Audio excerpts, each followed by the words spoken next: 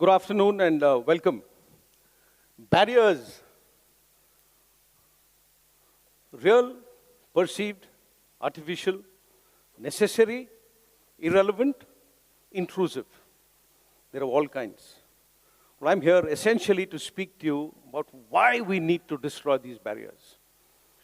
And the one thing that we all need to do is to persevere. No matter what the barrier may be. If it's unfair, you need to persevere. If you don't persevere, the barrier will only get stronger. Irrespective of the barrier. So you keep trying and you keep trying and you keep trying and you fail. And you keep trying and you persist. That's when the barrier gets broken and success appears on the horizon. So that's what we'll speak about. So barriers are of different kinds.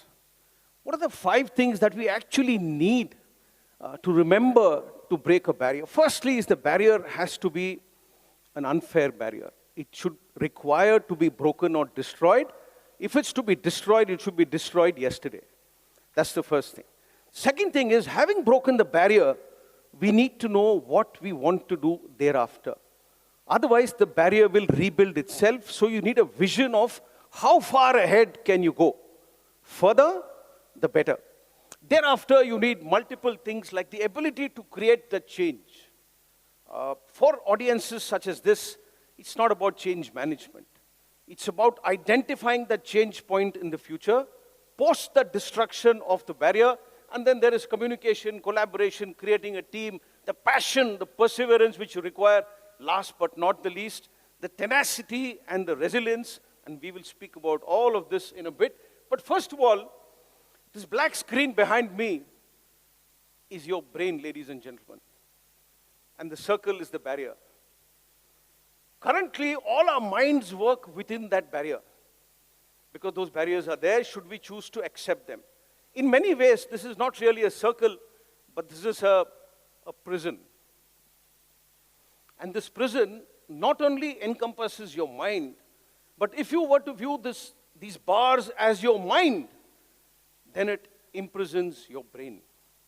So my argument is, all of you must endeavor to free your brain from the confines of your own mind.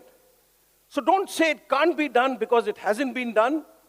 Everything is done the first time. Let's be the ones to do it. That's my prayer for all of you. Sometimes you need to bend the mind and let the brain go. That's where creativity happens. So figuratively, let's bend these bars. Let's bring that barrier down. Let the brain go out, explore, come back with the knowledge, filter it through the processes of your mind, and give us that outstanding product. That is what creativity does, and this is how it works. Because at the end of it, we have to win.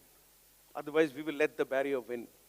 Now, whether it is the brains or the barrier, my argument is they're all in our mind. And for people like you and me, they're between our ears. So we not only create the barrier, but we are endowed with the infinite capacity to break that barrier down, bring that capacity out. That is when barriers will get broken, which is the theme of your TEDx conference. But through all this, this is how we go through life. When we are born, we have a capacity to run. It's an infinite capacity, but it lacks direction. So sometimes you're confronted with a barrier which will align you all. So some barriers are good as well. Some aren't. I'm arguing that we bring down the barriers which aren't good. So as you go through, suddenly you realize that the barrier is not about you. It's the social fabric we live in, which is a team, which may be your workspace, which may be your classroom, which may be your family, which may be society. As you grow a little older, the size of this machine goes up till it finally becomes a machine as complex as this, which is why I argue you need collaboration. You need the power to communicate your vision. You need to create a team which will help you fight that barrier or bring about change. Without a team, ladies and gentlemen, I'm afraid we will all fail individually or together. Through all this, the one thing that's constant is your brain. Keep that brain working and everything else will be fine. The day you let the brain vegetate, nothing new will come out of our lives. Everything new has been created by that person who dared to think different and think big. This is our lives. Let's make it happen. No, but while you're doing all this, you must remember that this is a constant. This is the DNA in your body which is changing even as I speak and is changing in our lives. This is consistent. It's a irony to say that change is constant and it's continuous. If it's constant, how is it continuous? But that you can figure out later. But this is what changes and this is what it does. So why? When you look at horizon, if you want to break a barrier, then don't let the horizon be the front end of this room. Let your horizon be as wide as you can possibly see or have the capacity to see. Sometimes our capacities will be enhanced by the capacities of the teams that we work with. That is where collaboration comes in.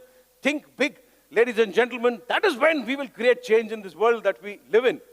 Horizons have to be huge, you know.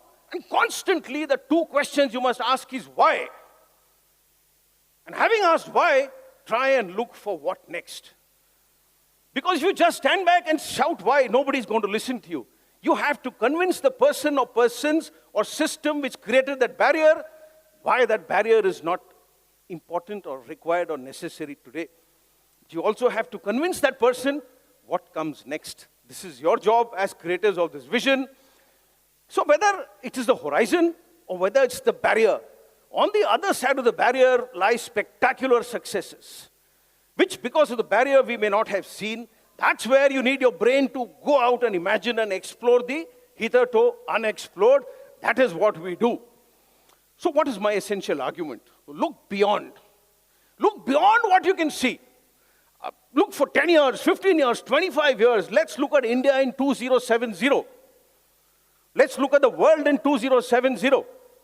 Even in India in 2050, you are going to have 350 crore young children. Look at 2050 and see what we are doing about it. Look at flowers, look at industry, look at dance forms, look at culture, look at education, look at social fabrics. You pick your barrier. Everywhere there is a barrier that's waiting to be broken. You are the people who are going to break it. So let me just give you an example of how you can make a difference to what we live in. This is a theory of the domino. It's pretty simple. All of you all know it. But essentially how it works is it starts with a domino that's 2 inches. This is 2 inches. So the theory is very simple. Every domino has the power to knock down another domino, subject to certain criteria. The second domino will be 1.5 times the size of the first domino. So if the first domino is 2 inches tall, just 2 inches, ladies and gentlemen, just watch what happens when the dominoes, the 18th domino, this is 2 inches, it's just the 18th domino, it's as tall as the Leaning Tower of Pisa. It started with 2 inches. So don't tell anybody else, I'm just one person, how can I make a difference? You're the 2 inches. Just 18 dominoes down the road, Leaning Tower of Pisa. The 23rd one is even better. Some of you all would have visited it, it's the Eiffel Tower. The 31st one is even more spectacular. It's Mount Everest plus 3,000 feet. But the 57th one remains my all-time favorite. It's the distance between the Earth to the moon, and you've started with a domino that was 2 inches tall. That is your effort. So knock that domino down, you will face resistance. But how we overcome resistance is through multiple ways of, it's all there behind me on the screen, you can read it. All of these are important. Education is paramount. Teamwork is paramount. Ability to handle failure is paramount. Seeing that change point is paramount. They're all important. Look at this tree. The one word that comes to my mind when I see this tree is, I will not die. This tree is refused to give up. That is tenacity. And then there is resilience, and of course there is leadership, which you will provide, and then you will get success. Simple. There are only 3 ingredients to this formula, successful formula. That's it. So I beseech you to explore all of these things.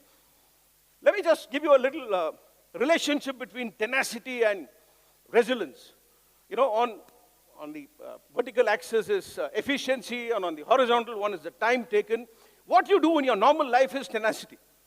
You struggle with everyday life. There are ups and downs. That's a tenacious part that you're living. You're going through life normally till you hit what is called a brick wall.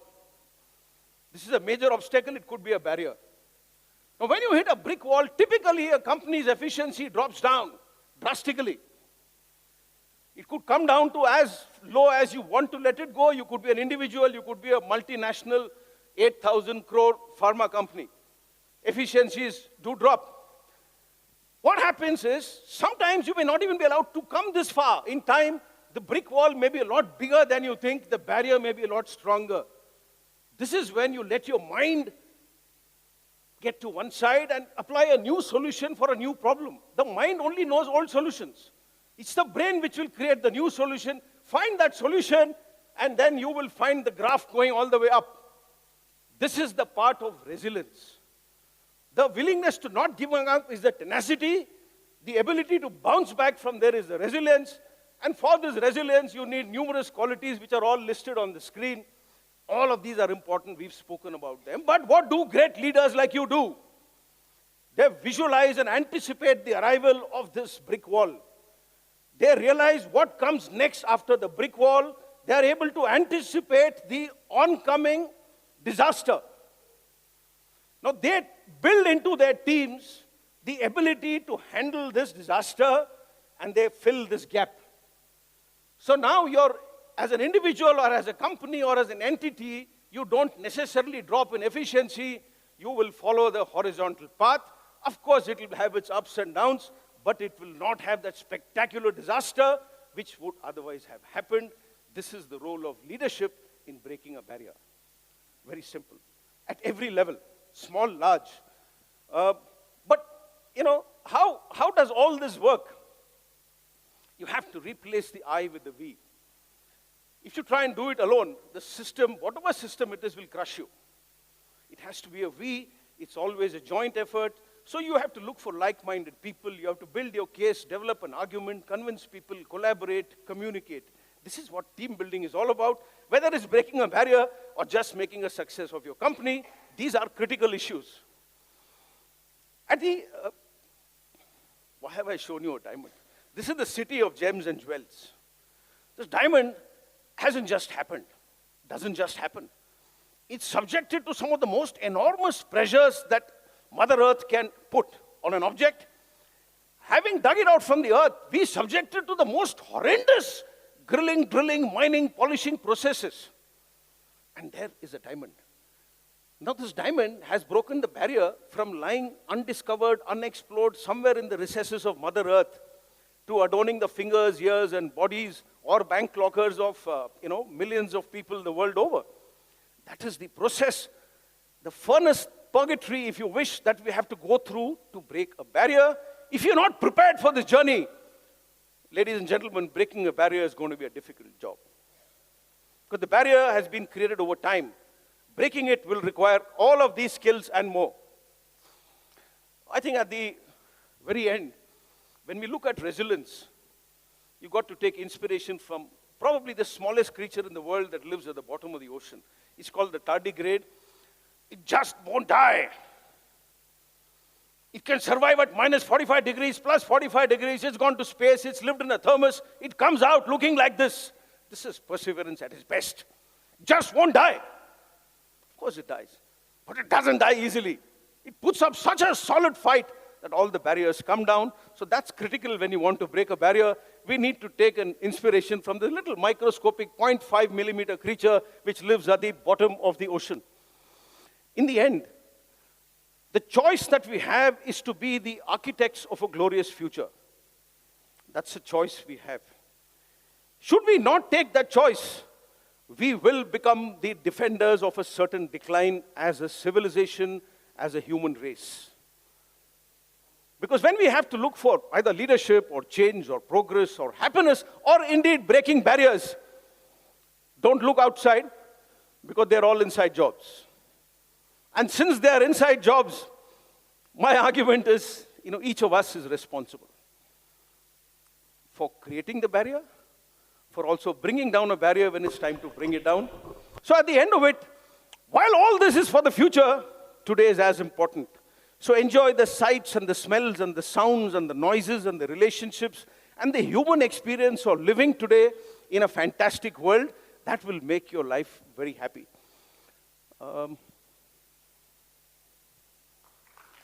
Thank you.